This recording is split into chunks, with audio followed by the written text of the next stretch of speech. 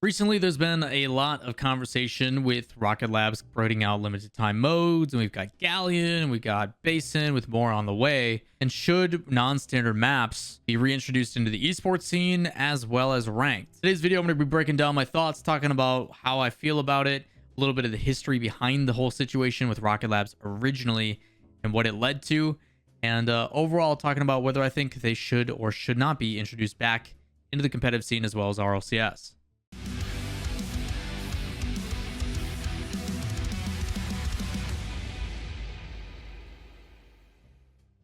How's it going, everybody? Lawler here. Hope you guys are all having a fantastic day. As always, before we get into everything, if you guys would like to support the socials as well as hit subscribe, like, all that kind of fun stuff, you can do that down below. Greatly appreciate it. Trying to hit 50k subs by the end of the year. But as I mentioned in the intro, there is a lot of focus now that Rocket Labs has come back. Should there be an implementation into the ranked scene as well as the inevitable RLCS? First, I'm going to provide a little bit of history about Rocket Labs, what it was and how it went the first go, and why it didn't really pan out, as well as talk about the new iteration and what could happen in the future and what I essentially hope happens in the future. The whole ideology about Rocket Labs was a long time ago. They put in an iteration of like 4 or 5 different maps into the ranked rotation where you had a chance to play on stuff like Double Goal and Neo Tokyo, the original version with the ramps and everything else. And the difficulty back then is that people just weren't that good. People just didn't have the capabilities to pre-jump and read aerials and go off the walls and have the recovery and stuff that they do nowadays. And it made it for a really complicating time. And the whole problem is at the beginning, as compared to SARP BC or Supersonic Acrobatic Rocket Power Battle Cars, the standard and non-standard maps were introduced as the same rotation. Like, there wasn't a separator. There wasn't like, hey, you queue these maps because they're the standard.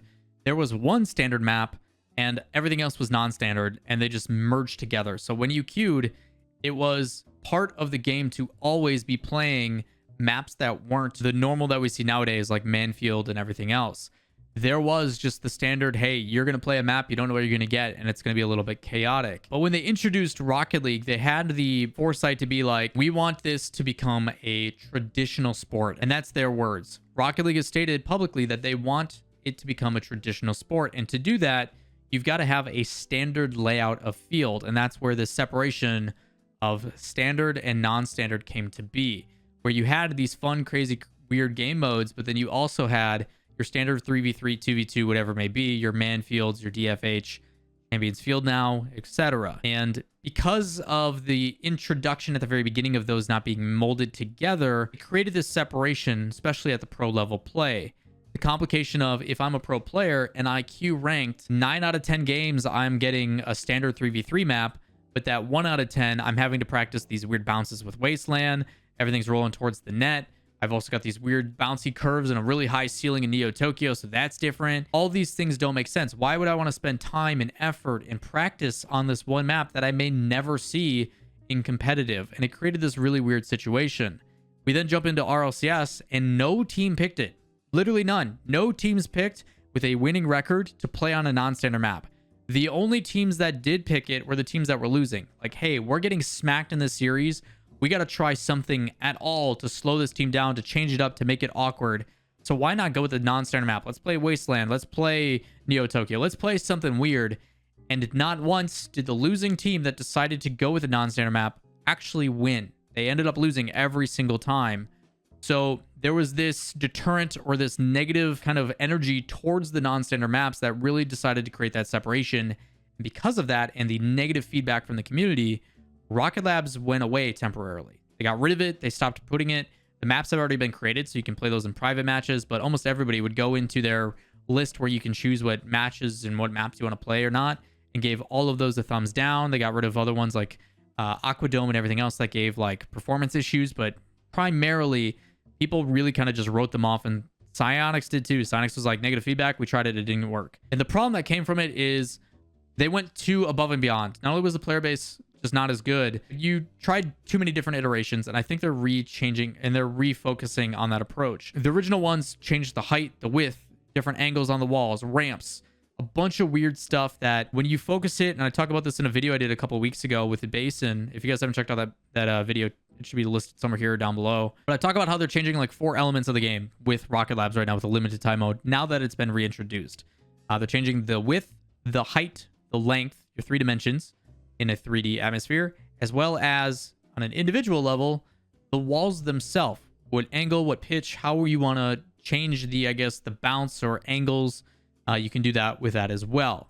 You can talk about how high the map is if you want to get really high aerials and air dribbles. You can make it really skinny so you're forcing more passing or long clears. You can talk about really long instead. There's a lot of different iterations you can make with it, and they're simplifying the approach to the map based upon what it feels like those 4 variables. The difficulty is not only do you need to do that and keep it simplistic at first, but then you also have to have multiple iterations of the same map. You need to put out a map, have people play test it, see if they like it, see how it works, develop a meta around it.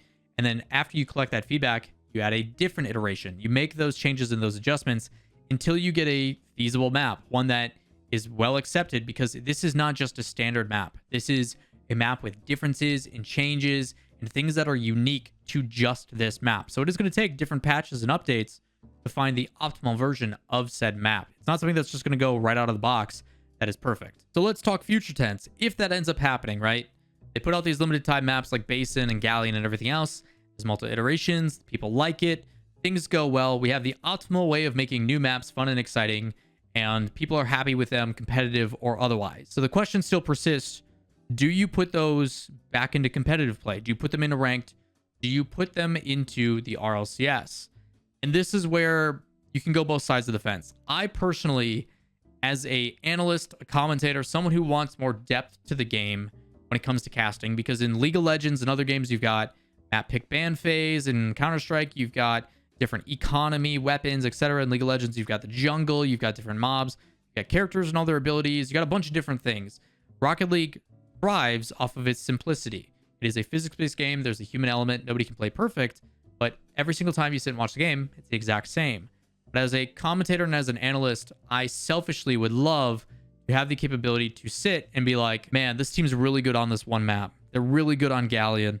I wonder if they're going to pull it out as their third map choice if they go down 0-2, because that's the map that they're really good at. They beat everybody else at it. That's their pocket pick. They're going to hold on to that. Or maybe the other team is going to ban that map, and they're like, you know what? They know they're really good on this one.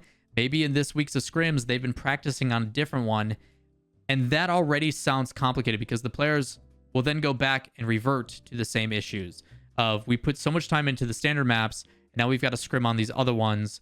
But it would really, really change up the way that Rocket League is viewed as an esport.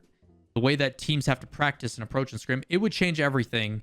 And after 5 years of doing it a certain way, it would be quite weird to change that now. Even though, like I said, selfishly, I would like a map pick ban phase, and it would be really exciting and add more depth to the broadcast as well as for a viewership.